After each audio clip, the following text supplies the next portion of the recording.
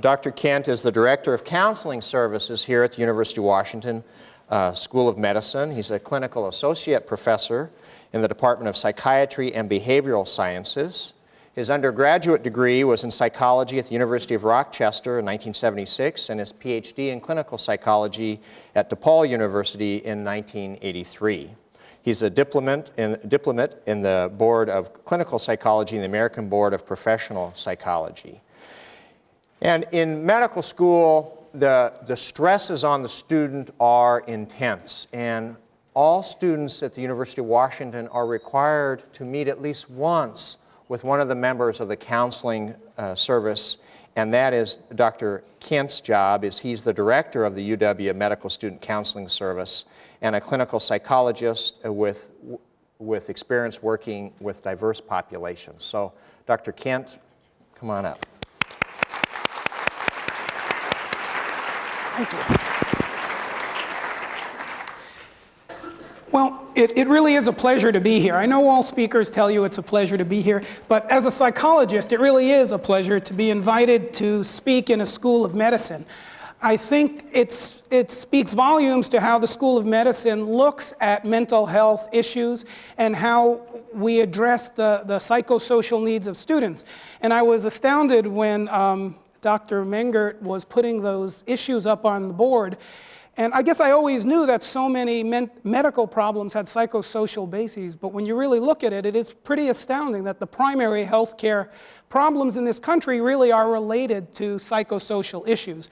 So it's exciting to know that there is a School of Medicine that looks beyond simply the technical, scientific aspects of medicine and looks at the whole patient. And I think part of why this school values psychological services is because they recognize to prepare good physicians, you need to have psychologically healthy, comfortable human beings. And I believe, and hopefully by the end of my talk, you'll see that having a mentally healthy physician will make you a happier patient. So, Dr. Mengert has asked me to talk honestly and openly about the good, the bad, and the ugly of medical school and medical training. I understand there might be some prospective medical students in the audience as well as pre-med students, so I'll focus on the good. And also, now that I know that Dean Ramsey is going to be listening to the presentation, we'll minimize the negative. But also, I have to apologize. I woke up this morning and I completely forgot that I was middle-aged. And I printed out my notes in small font, so I will be using my glasses as needed. Let's see. As a psychologist, I think I come to this talk with a slightly different perspective. Although psychological training is fairly rigorous, and I have a doctorate in psychology, and I went through an extended training program, I was not really prepared for what medical students go through. I remember when I was in graduate school, we used to joke about, quote, going into the real world, and that meant when we'd get away from our studies and we'd go into town and do something differently. But for medical students, it really does have a very powerful meaning. Being in medical school is not a real world in many ways. It is such an isolating, all-encompassing, in some ways overwhelming experience. And there's lots of positives about that, not to scare you, but just to say that it's much more than simply going to get some education. And hopefully by the time we end tonight, you can have a better understanding of what's involved. The other thing is that but besides getting basic knowledge, you're also being indoctrinated into a profession of brotherhood, sisterhood. And it's one that's really unique. I mean, the old stereotype that we look at physicians as being gods, unfortunately does come into play in some ways. And let me just ask you quickly, by a show of hands, how many of you in your lifetime have been to see a physician? Right. There's probably not anybody in this room that didn't raise their hand. You know, if I asked you how many of you have been to see a police officer, or a clergy person, or a psychologist, many of you would not raise your hand. Physicians are really universal in our experience. Probably not all of us have even had teachers. Now with homeschooling, some people don't really even interact with public school teachers in the same way. So physicians are one of the few professions that none of us will really be able to avoid in our lifetimes. And so I think that's part of why they have such a powerful role in our psyche and our experience. Overall, I have just been amazed working with the students that I've worked with. I've been a psychologist for 20 years, and when I first got offered the opportunity to work here in this school, I thought, well, it's just going to be really bright, successful people that are worried about not getting A's. And really, obviously, that's a pretty naive stereotype. That's not the case. Medical students are just like the rest of us. They're real people with real problems. They come from homes where alcoholism occurred. Some of them were sexually abused as children. Some of them suffered from mental illness throughout their childhood. But they have accomplished a great deal in their life despite any hardships and adversity that they've experienced. And the one thing that I want to convey very clearly is that just because you're smart doesn't mean you don't have psychological issues or concerns. Smart people have problems too. And so that's part of the rationale for having our service available. The thing that amazes me, though, is that some of the students have overcome such adversity to get where they are. I mean, some of them sure come from privileged backgrounds. They may have two physicians as parents, but that still doesn't mean that they haven't experienced emotional trauma, divorce, post-traumatic stress, or other problems in life, just like all of you and us. Some of them come from underprivileged backgrounds where they don't have the socioeconomic advantages. Some come from small, poor migrant communities or from homes where both parents were on welfare. And yet, despite that, they've been able to overcome a lot and get enough out of the educational system to end here in medical school. And so they really are an impressive group of people that I just learn from every day and really feel privileged to be able to work with and thank them for letting me and the other counselors into their lives. So let me go on and talk a little bit more specifically. Dr. Mengert talked about the basics of medical education. And I'm not going to go over this again, except to say there are different psychological issues that go along with each of these different steps. Just as you might imagine, your elementary school child faces different issues than your middle school child or than your high school child. So keep that in mind as we discuss medical education here. And mainly for my talk, I'll be focusing on the basic science curriculum, which is the first 2 years of medical education, and also ICM, the Introduction to Clinical Medicine, and then the clinical curriculum, which is typically year 3 and 4, and occasionally year 5, if the student chooses to expand their education. So here I want to talk a little bit about what I see and what the literature talks about are the, quote, characteristics of the typical medical student. But keep in mind that any time we use the word typical, we're talking about generalizations and to some degree stereotypes. But with all stereotypes, there may be some aspects of reality. So obviously, most, if not all, medical students are highly intelligent. To get into medical school, you typically need to be at least in the top, I don't know, I'm not on the admissions committee, but I would say the top 10%, maybe top 20% of your class.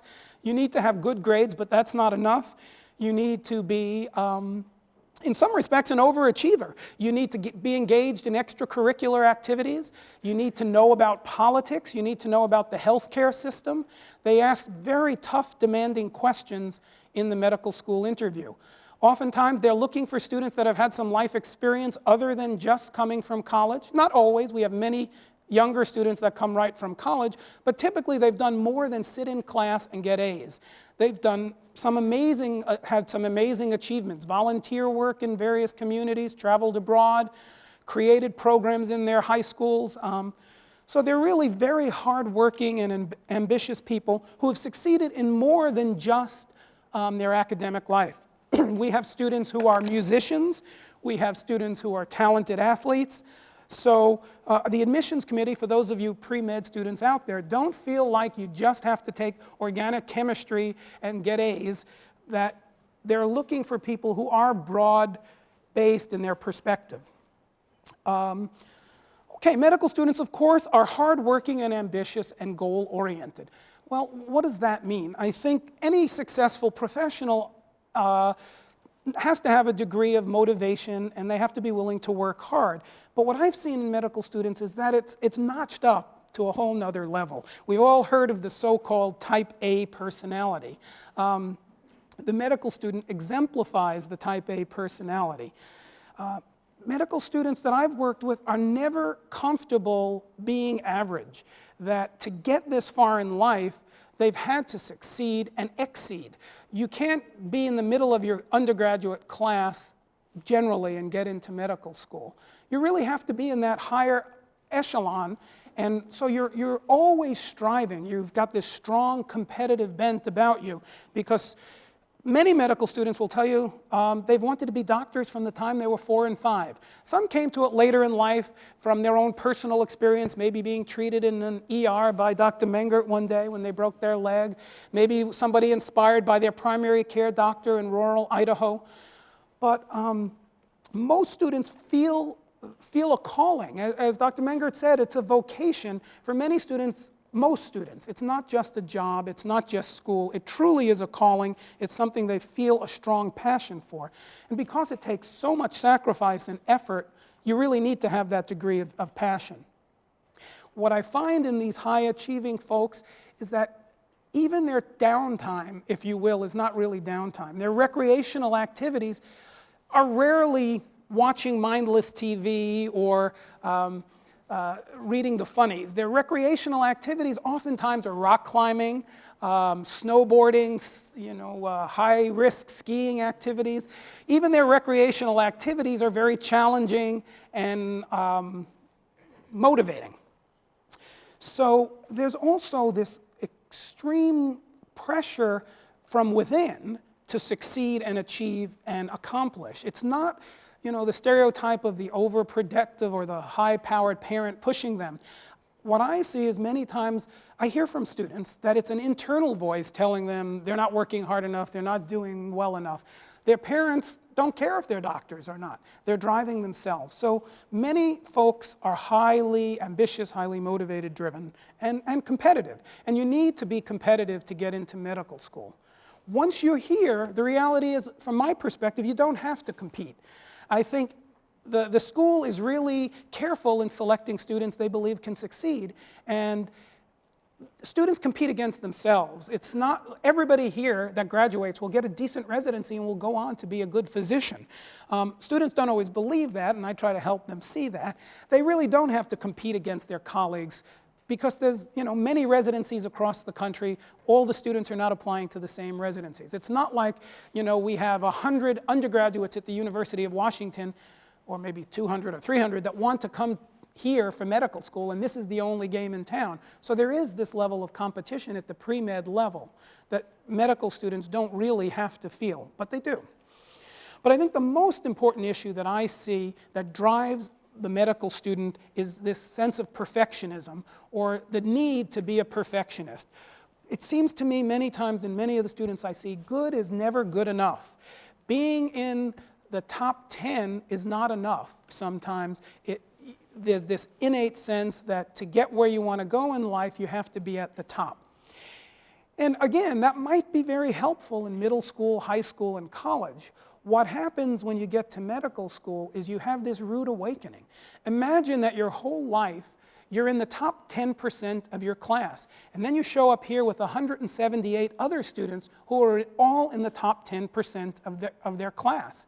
Well, you no longer can be the top 10% of your class. There's going to be another bell-shaped curve at the top of the class that those students that seem to have an easier time getting those 95s and 100s. But if you're thinking about medical school, forget about getting hundreds. That doesn't exist in medical school. People don't get hundreds in medical school. Maybe they get in the 90s, maybe one exam in one quarter you can get 100. But from my experience, when I see the curves and the grades coming out, people aren't getting 100. But if you're a perfectionist and you're driven to that, it really hurts. It really is uncomfortable. And imagine that suddenly, passing, by the way, in medical school, in this medical school, is typically 70%. The faculty has determined that if you get 70% of the information, you know enough that you can be a good functioning doctor. Now, of course, you don't want to be that patient that comes in on the 30% they don't know. But so I always ask what their score was. No, but in reality, as Dr. Mengert said, the enormity of medical knowledge, it's simply impossible to know 100%. That's why if you go to your physician's office, you will notice that she or he will go to the PDR, the book of drugs, to look up a drug, to go to the computer to look up something online. There is no way a physician can have every bit of information about every condition. That's a fallacy that we, the public, put on physicians and sort of create this conflict for them, I think. Okay. So what are some of the stressors of medical school? Well, Dr. Mengert alluded to some of them. The first and foremost is long classroom hours. Again, I went to graduate school. I had 3 or 4 classes a week. Each of them were 3 to 4 hours a week. The rest of the time was for reading, studying, library work, clinical work. Medical students spend a full-time job in class, typically 30 to 35 hours per week in the classroom listening to lectures. That's a lot of time. That's in addition to maybe a syllabus of 150, 160 pages for each class, in addition to having to do write-ups for patients they interview in the hospital. So there's just simply an enormous amount of time, an enormous quantity of work. And I'm talking about the basic science curriculum years, those first 2 years. Of course, when you're putting that much time into your schoolwork, you have to delay your gratification. There's not a lot of time left for recreation, for family, for politics, for religion, for other things maybe that have a place in your life. And unfortunately, there's tremendous deprivation that goes along with this commitment to medical school. Because in addition to the 30, 35 hours of schoolwork, you then often find the students have to go home and study 3, 4, 5, 6 hours a night.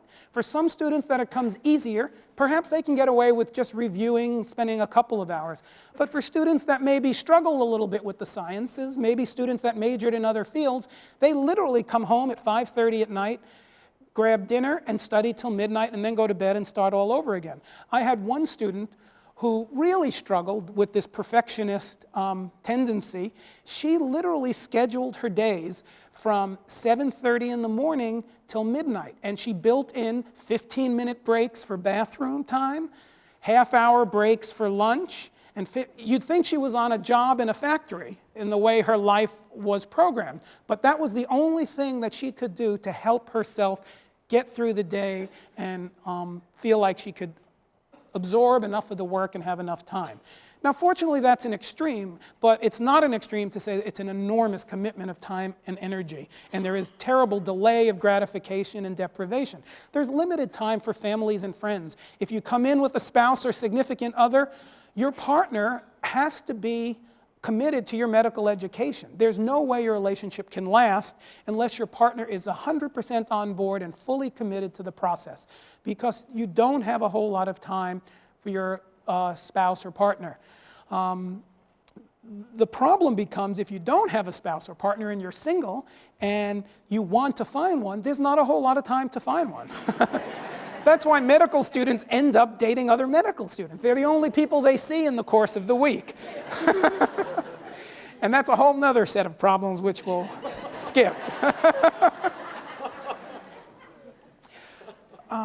In terms of family and friends, it's so many people feel that they lose touch with people they love and they care for. And of course, many people move here. You know, the WWAMI program means we have students from Wyoming, Alaska, Montana, Idaho, and Eastern Washington. So they move here and they're away from their support system, away from their friends and family. And it's not like you could go home for the weekend. In college, if you went away for college, you can go home for the weekend. It wasn't a big deal. Medical students can rarely just pick up and fly to Pullman for the weekend because there's always another exam, there's always more to read. So these are all the stressors of any graduate program, but I would say from my personal experience, having been through a graduate program, I'd at least double them for medical school. Okay, another whole area of stress is this clinical bedside teaching. Dr. Mengert mentioned ICM, the Introduction to Clinical Medicine. From day one, students go into the wards and interview patients. As was pointed out, they tell the patient that they know nothing and they can't help the patient, but they're here to talk to them. But imagine being a 22-year-old male from rural Montana and go in and interview a 75-year-old woman who's in for a hip replacement and ask her about her sex life with her husband. This is what is required of a first-year medical student. They're being taught to take complete social histories, to ask very difficult personal questions. And though the sexual history may not be at all relevant to that patient's presenting problem, it's something they need to learn to do, and better to learn it now in their first year than later on. But again, so to picture how difficult a situation that must be, and what an enormous emotional challenge. There's the entire new language of medicine. It's not enough to say the patient has a stomach ache, come back to the attending and say the patient complains of a stomach ache. There has to be, an upper right quadrant, blah, blah, blah, blah. I'm not a physician, I don't know the language. So, but it's there, and it is learning a new language. Many students will come in and tell me, they might as well have gone to medical school in Spain because it's learning a whole new language for them. The issues of professionalism are profound, and Dr. Mengert touched on that. What is professionalism? Professionalism is everything other than what you're learning in the classroom. Professionalism is going in and greeting a patient and making eye contact. Professionalism is being polite to the nurse, knowing how to call and ask for assistance. Professionalism, how do you handle it if a patient comes on to you and wants to ask you out on a date? So again, we're talking about, by and large, young people in their early 20s who are suddenly confronted with going from drinking in the college pub on Saturday night and then a month later going into the hospital and interviewing patients about their most intimate personal problems. This is a tough transition for someone to make at any age, let alone at 22. Then, of course, there's the whole culture of medicine, and that's all the things associated with medicine. So, for instance, you will notice these two fine doctors, I should say physicians, are wearing white coats. I am not wearing white coat. I'm not a physician, I'm a different kind of doctor. That's one of the subtleties in the culture of medicine. Now, you might not know, but if you're in the hospital here and you see someone wearing a long white coat, you're in good hands. Because you're seeing, you're seeing an attending physician. If you're seeing someone in a short white coat, you're seeing a medical student. Don't let them dig too deep.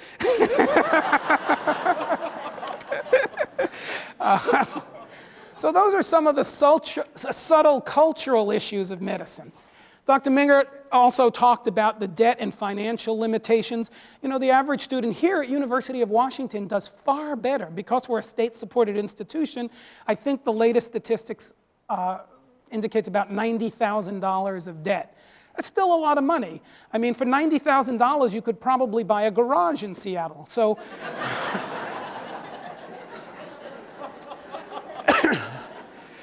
okay. This is one of the most oft-quoted things I've heard here about the science curriculum the first 2 years. Trying to take in what is now delivered in medical school is like trying to take a drink of water from a fire hose. And I think that's an apt image for what these students are faced with. As Dr. Mengert mentioned, medical education is just expanding so rapidly. You would be amazed when you see the size of the reading materials that students are expected to read in the course of 4 weeks. And I'll talk a little bit about how the curriculum is set up. Here's another quote I really like. Medical school consists largely of too much fact and too little time, which is mal-distributed to boot. The gobs of facts delivered during the science years leaves little time for thinking. Students detest it, yet by habit they gobble the facts. Disillusionment results, fatigue, somatic and cerebral, dulls the will and the edge of thought. And I often see students that come into me literally burnt out. They just can't tolerate one more chapter to read or one more exam to take. Okay, third year is when they go into the wards. There's no more classrooms. They spend their full days, it's like a full-time job, in the hospital, in the various rotations. And this aptly describes what it's like. Starting third year is like going to a foreign country with many fiercely warring provincial duchies, and you are a simple pawn. You don't speak the language, you don't understand the customs, and the natives are not necessarily friendly. I think the description we heard about the residents is very true. I often hear from students on their first day on the ward, here they are walking into a hospital setting. Remember, they know nothing about really taking care of patients other than what they've learned in the classroom. And they're suddenly told, a resident will say, go in and see Mr. So-and-so in 3B. He's got a blah, blah, blah, blah. I'd like you to do a workup. And the patient, the student kind of looks dumbfounded. What do I do? It's not an easy transition to make. So what are some of the demands of clinical education? Again, long hours. Typically, you're on the ward at least from 9 to 5, 7 to 5, 7 to 6. And then you think, good, there's no classes, I can go home and sleep. However, then you have journal articles to read, textbooks to read. If you're in, clerkships are set up by medical specialties. You do, there's 8 required clerkships: internal medicine, family medicine, psychiatry, surgery, family medicine, neurology, and rehabilitation medicine. Those are all required. And then there's specialties that are elective. So students are expected to read up on each of those specialties. They come in the next morning, they're asked to present on a patient who may have had a gallbladder operation, and the attending will ask everything you ever knew about the gallbladder. So there's sleep deprivation involved. Every third night, they're on call. And that means they have to oftentimes sleep in the hospital, see patients all night, and then perhaps be alert and ready to see patients the next morning. Institutional environments are a major stressor. The University of Washington probably has, besides Harborview Hospital, the VA, the Children's Hospital, we probably have 100 other clerkship sites around the WWAMI region. So every 6 weeks, students are sent to a different location to start working in a family practice in Cheyenne, Wyoming, or working in a psychiatric clinic in Anchorage, Alaska, or working in a rural community in Idaho. So imagine starting a new job every 6 weeks, learning the entire staff, learning the paperwork, learning how to use the phone, learning where to hang up your coat. It's enormously stressful. Pimping is another sort of negative term that has come out of medical education. It doesn't refer to what you think. It refers to the Socratic method is important in medical education, asking questions. And pimping is asking questions in its worst form, continuing to ask and ask until the person inevitably gets tripped up. And sometimes it's done in a supportive way to help the student learn, but sometimes it's done in a way that's less supportive and can be seen as demeaning. Students are faced with constant feedback and evaluation, so-called 360-degree evaluation, meaning everybody can tell the student what they think of him or her, from the nurse to the attending to the resident to the intern to the patient. And physicians are often evaluated that way as well, but you're constantly in the fishbowl, constantly being examined. You could literally, I've heard students tell me, the only time they could relax is if they go in the bathroom and close the door to the stall. Inconsistent feedback is another problem. One attending may say, "You've done a great job, I'm really impressed." A resident might say, "What do you know about anything? How did you get to medical school?" So they're evaluated on specific instances of behavior, and if one pimping type experience comes out bad, they get a bad evaluation, and then the next day they can be fine, and so they never quite feel confident in how they're doing. The paradox of ward medicine is its demand that students show maturity they cannot have gained, but for lack of which they still lose points. And it really is an irony. We expect them to be little doctors, but they're just starting out. They don't have the experience, they don't have the training. By their own admission, they don't know a whole lot other than some textbook factual material, yet they're put in situations sometimes where they're expected to act beyond their experience in years. And that, I think, is sort of one of the aspects of clinical medicine that we can work on. More demands, they're the lowest on the totem pole. We talked about the culture of medicine. Dealing with stressed out attendings and residents. Our wonderful attendings here are very committed to teaching. This is one of the few schools that actually assigns a percentage of faculty time for teaching. In many medical schools, teaching is thrown in above patient care and research. There's not a lot of financial rewards for teaching oftentimes, and there's not a lot of rewards for promotion. I've talked with faculty who said, you know, I'm wasting my time teaching, but I need to do research and write grants to move ahead. So residents get stressed out, attendings get stressed out, and students, you know the old expression about something rolls downhill, and students are at the bottom of the hill. Some psychological demands. Dealing with death from day one. You walk in on day one of medical school and you cut up a cadaver. Now imagine, a true story, a 22-year-old guy whose grandfather died over the summer, and he starts medical school a month later, and he's going in and cutting up the dead body of an elderly man. This is an emotional challenge that any of us would have, but especially at that stage of life. Working with diverse patient populations. Many of our students come from rural areas in the Northwest. They may have grown up in very homogeneous societies where everybody was the same color, the same race, the same religion, the same socioeconomic status. And here they're thrown into an environment where they're talking to people from all over the world with different values, different cultures, different expectations, and they look at doctors differently. That's challenging. Dealing with other people's pain and emotion. Again, imagine yourself as a 22-year-old being forced to sit in the room while an attending tells the person their 6-year-old child is going to die. There's no cure. I'm going to try to skip through some of these more psychological demands. The imposter syndrome is about feeling like you don't belong. The most common thing is feeling like the admissions committee makes a mistake. They don't, rarely anyway. The God syndrome, the idea that doctors are supposed to know everything and be perfect. Students take that on at a very young age. They're constantly feeling stupid and inadequate, even though they're incredibly bright and talented. The signs of stress, there's physical and behavioral signs of stress, and this stuff in the next couple of slides applies to all of you. This is not only to medical students. I put it here as a way to learn some about your own personal stress tolerance and stress reaction.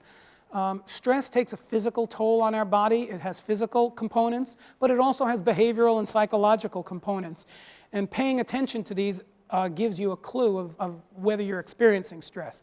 Medical students experience the same stress as any of us. They get depressed, anxious. We know that doctors have higher rates of depression than the general population. We know that medical students have higher rates of depression than general graduate students. Eating disorders are higher than average in medical school populations. Substance abuse is higher than average in both physicians and medical students. A recent study in Britain showed 20% of medical students had seriously disordered drinking behavior, meaning they binge drank multiple times a week. Relationship and divorce is higher than average in the medical student population as well as in physician. Believe it or not, there's a whole body of literature on medical marriage, studying physician marriages and why they fail so often. Stress management for the medical student and the rest of us. Make wellness a priority in your life. Try to get some sort of exercise and physical activity. Think back of Dr. Mengert's slides.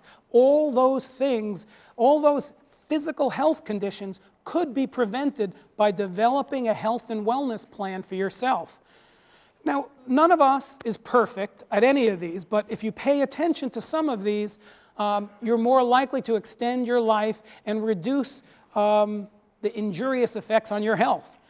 Strive to eat some balanced meals each day, drink alcohol in moderation, develop a time management strategy, seek support from others, try to incorporate some level of spirituality in your life, practice relaxation. Let me say a word about the rationale for our dedicated medical student counseling service. I strongly believe that if we produce mentally healthy, secure physicians, you will have better doctors out there. If we provide early intervention and support for medical students, they will become healthier doctors with lower incidence of substance abuse, lower divorce rates, lower incidence of depression and anxiety, and better be able to help you and focus on your patient care. And hopefully, by sensitizing them to mental health needs early on, they will be more sensitive to your mental health needs when they interview you in the office, so that they won't be so quick to just provide a prescription for Prozac, but perhaps ask you what's going on in your life that may be contributing to your depression. We invite every single student in for a Get Acquainted interview.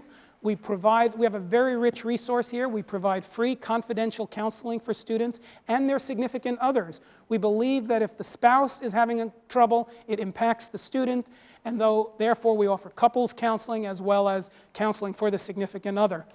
We have access to psychiatric services in the community. Some people have said to me, you mean medical students need psychiatrists? I mean, my doctor could be on an antidepressant or maybe suffers from anxiety. Well, yes, your doctor may well be suffering from depression, and hopefully she or he has gotten help for it. Wouldn't you prefer that than a doctor that perhaps is writing his or her own prescriptions?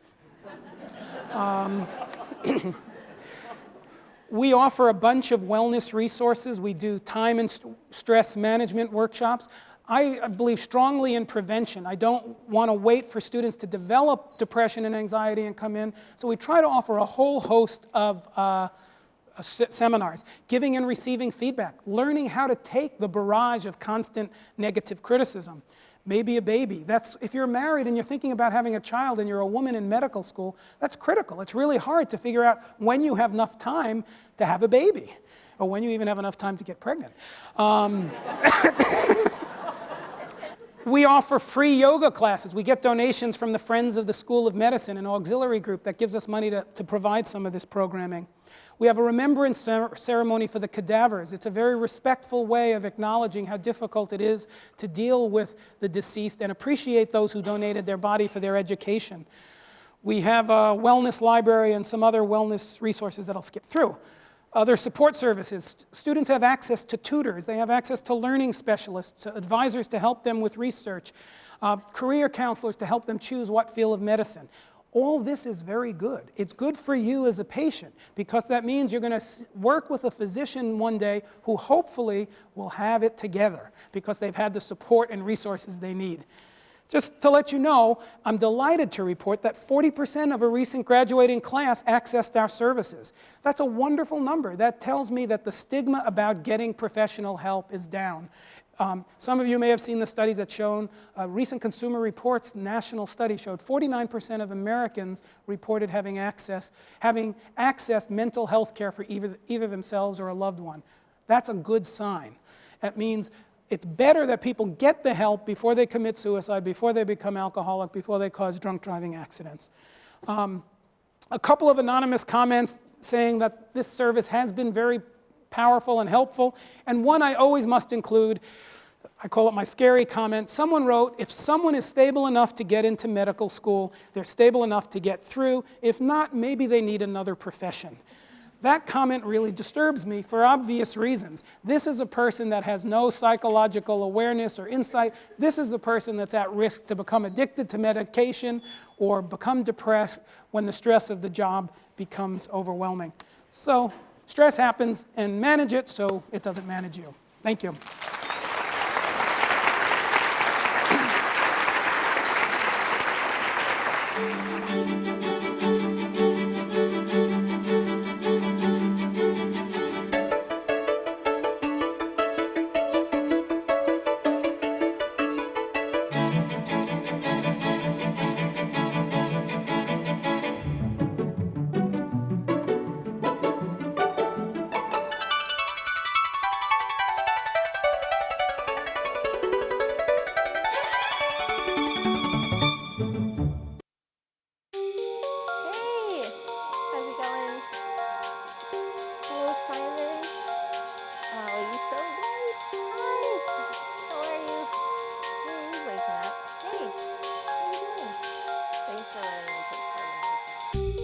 A curriculum review at the University of Washington School of Medicine identified the need for more focus on core clinical skills, professionalism, and personalized education.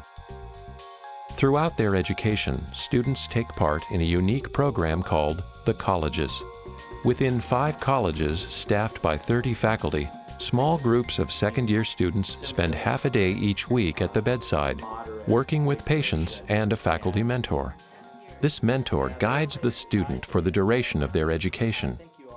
One of the ideas that rose to the surface was the idea of linking a mentoring program with a curricular component. And in a way, that's how the colleges sort of came into being.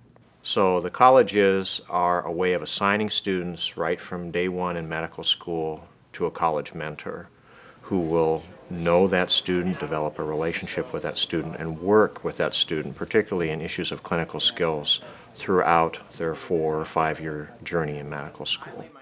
To be at the bedside early in our medical school career, particularly in the second year in the college system, really allowed us to have early exposure to what it's like to be around patients in the hospital, and probably more importantly, how to gather information effectively on a patient that's hospitalized.